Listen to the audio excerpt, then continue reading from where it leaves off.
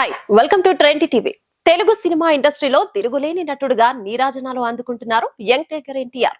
అలాగే రాజకీయ నేపథ్యం ఉన్న కుటుంబం నుంచి రావడం, గతంలో ఓ పార్టీ తరపున ప్రచారం చేసిన నేపథ్యం ఉండటంతో మళ్ళీ తారక్ పొలిటికల్ ఎంట్రీ ఇస్తారా అనే చర్చ సాగుతుంది. జూనియర్ ఎన్టీఆర్ సినిమాలకే పరిమితం కాకుండా రాజకీయాల్లోకి కూడా రావాలని తన అభిమానులు, టీడీపీ అభిమానులు గతంలో కోరుకున్నారు.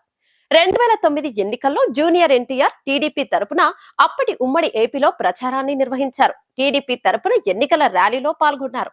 అప్పుడు ఎన్టీఆర్ ఉమ్మడి ఏపీ వ్యాప్తంగా రోడ్ షోలు నిర్వహించగా ఆ రోడ్ షోలకు భారీగా రెస్పాన్స్ వచ్చింది.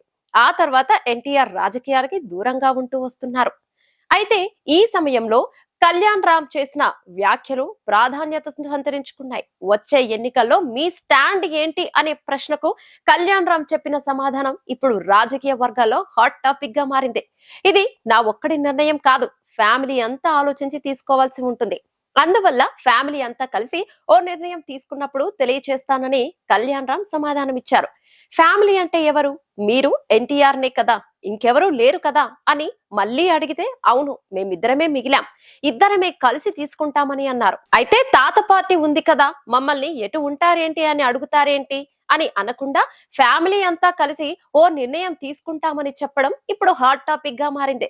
డెవిల్ సినిమా గురించి జూనియర్ ఎన్టీఆర్ సోషల్ మీడియాలో ఒక్క పోస్ట్ కూడా పెట్టలేదని, అన్నదమ్ముల మధ్య విభేదాలు రావడం వల్లే ఇలా చేస్తున్నారని రూమర్లు వచ్చినట్టు ఎదురైన ప్రశ్నకు కళ్యాణ్ రామ్ స్పందించారు.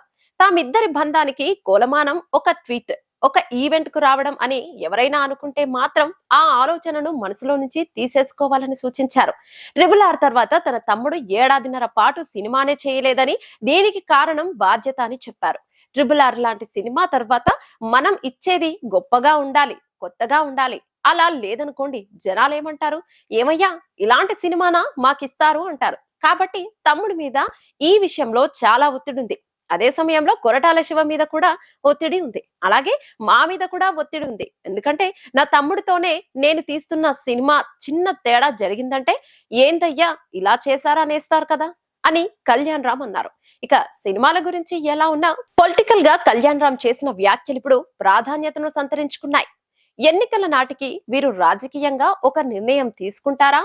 అది టీడీపీలోకి ఎంట్రీయేనా, లేక రాజకీయాలకి దూరంగా ఉంటామని, ప్రస్తుతానికి సినిమాలే తమకు ముఖ్యమని చెప్తారా అనేది ఇప్పుడు కీలకంగా మారింది. ఎందుకంటే ఎన్టీఆర్, కళ్యాణ్ రామ్ చాలా కాలంగా రాజకీయాలకి దూరంగా ఉన్నారు.